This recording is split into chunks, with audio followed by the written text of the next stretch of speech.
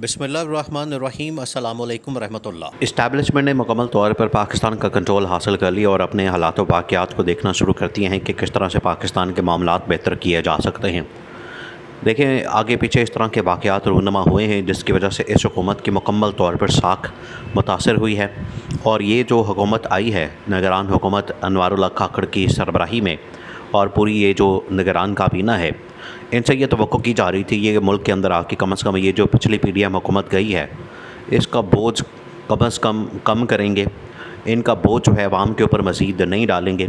IMF की जानिब से जो शर्तें आयद की गई हैं अपना दिमाग इस्तेमाल करके उन शर्तों को कम करेंगे, उन शर्तों का बोझ अवाम के ऊपर नहीं डालेंगे और सारा बोझ अशराफिया के ऊपर, ब्यूरोक्रेसी के ऊपर, जो एलीट क्लास है उनके ऊपर डालेंगे।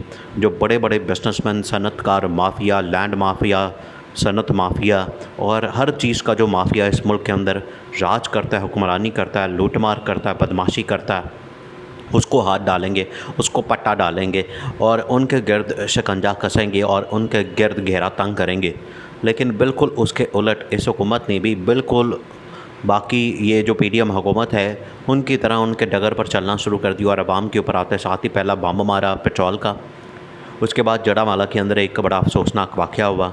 तो ये हुकूमत तो पहले 2 से 3 दिन में पूरी फारग हो गई है। अवाम ने मुकम्मल तौर पर रिजेक्ट कर दिया। अवाम को पता चल गया कि इनके कारनामे, इनकी करतूतें क्या हैं। इस वजह से ये तो मुकम्मल तौर पर एक्सपोज हो गई है। अब सारी की सारी ज़िम्मेदारी आ गई है पाकिस्तान के इस्टेब्लिशमेंट के ऊपर, पाकिस्तान की फ़ौज के ऊपर, यानी कि पाकिस्तान के army chief general Asim Munir के ऊपर। अब जनरल आसिम मुनीर का यहाँ पर किरदार बड़ा अहम हो गया। 2-3 चीज़ें आपने समझनी है और आप इस मामले को समझ सकते हैं। अभी पीडीएम हुकूमत की जानिब से एक बहुत बड़ा इनिशिएटिव लिया गया। असल में वो इनिशिएटिव या इक़दाम था जनरल आसिम मुनीर का। उन्होंने SIFC यानी कि स्पेशल इन्वेस्टमेंट फैसिलिटेशन सेंटर, ये एक बनाया था जिसके तहत एक वन विंडो ऑपरेशन शुरू किया गया था कि इंटरनेशनल जितनी पाकिस्तान में इन्वेस्टमेंट आएगी वो ऐसे ज़रिए से आएगी, इस तरीके से आएगी कि उसको किसी किस्म की प्रॉब्लम ना हो, उसके अंदर किकबैक्स ना हो यहाँ पर लेने वाले, उसके ऊपर कोई मसला ना हो, उनको पाकिस्तान में इन्वेस्टमेंट करने की मुकम्मल तौर पर आज़ादी हो, कोई रुकावट ना हो, कोई यहाँ पर पंगा ना हो, कोई यहाँ पर उनसे पैसा रिश्वत वगैरह डिमांड ना करे। तो ये एक इस तरह का काउंसिल और सेंटर बनाया गया है ताकि जो भी इंटरनेशनल इन्वेस्टर पाकिस्तान आना चाहता है उसको इस हवाले से मुकम्मल सपोर्ट मिल सके। ये जो असल में काउंसिल या सेंटर बनाया गया है इन्वेस्टमेंट का, इसका कंट्रोल मुकम्मल तौर पर जनरल आसिम मुनीर के हाथ में है। उन्होंने इसको कंट्रोल अब इन्होंने अपने हाथ में रखा है, कंट्रोल अपने हाथ में रखा है, रिमोट कंट्रोल अपने हाथ में रखा है।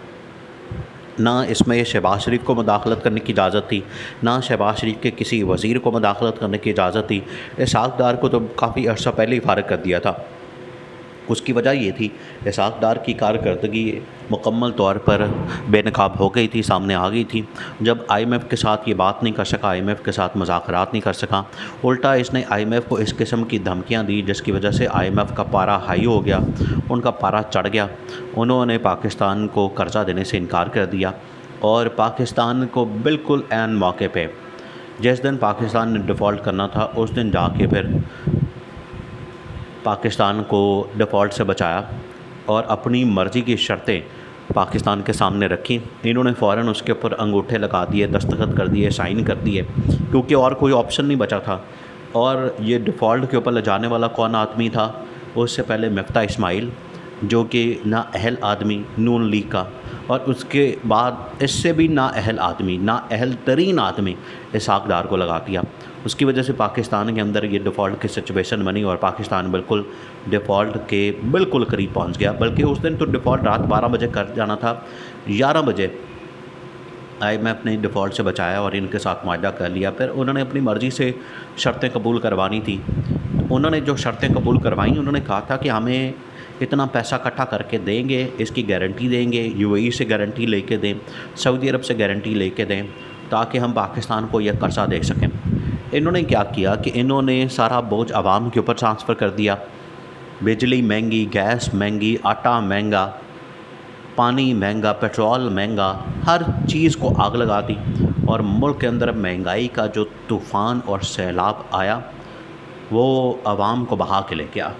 अब आवाम बेचारी मर रही है, रोटी खाने को नहीं है इनके पास, बिल जमा कराने को पैसे नहीं है, पेट्रोल लेने के पैसे नहीं हैं, दवाई के पैसे नहीं है, इलाज के पैसे नहीं हैं। आवाम बेचारी बिल्कुल पिस गई है और उनका जीना हराम इन लोगों ने कर दिया। जो थोड़ा बहुत सांस ले रही थी आवाम, वो उन्होंने आके ये भी कसर पूरी करती और आवाम की ज़िंदगी को अज़ाब कर दिया। ये जो अभी निगरान हुकूमत ने बम्ब मारा पेट्रोल का, उसकी वजह से तो आवाम का बिल्कुल ही कचूमर निकल गया। डॉलर 300 से ऊपर निकलने वाला और इसी तरह से जो पेट्रोल की कीमत है वो भी 300 से ऊपर निकलने वाली है। तो आगे आप फिर जो खौफनाक हालात आने वाले हैं उसका अंदाज़ा कर सकते हैं। इस वजह से जनरल आसिम मुनीर ने मुकम्मल तौर पर इसको कंट्रोल अपने हाथ में लेने का और बड़े अहम तरीन मौके के ऊपर उन्होंने पाकिस्तान की कौम के साथ खिताब करने का फ़ैसला किया।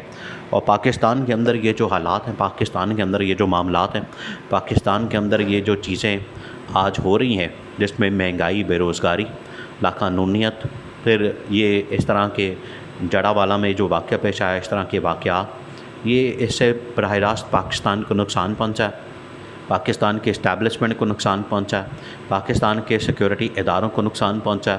और इस हुकूमत खैर ये तो हुकूमत अब बराए नाम है, पीडीएम हुकूमत जो कि अपने आप को अवामी हुकूमत होने का दावा करती थी, दावेदार थी, उनके पास वोट था, वोट बैंक था, पब्लिक सपोर्ट जो थोड़ी बहुत थी।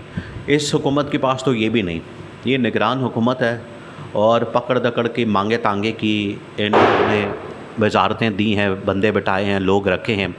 इस वजह से ये हुकूमत तो अब लगती नहीं है कि हुकूमत अब ये कोई भी काम पाकिस्तान की उम्मीद और पाकिस्तान की आवाम की उम्मीद के मुताबिक कर सकती है।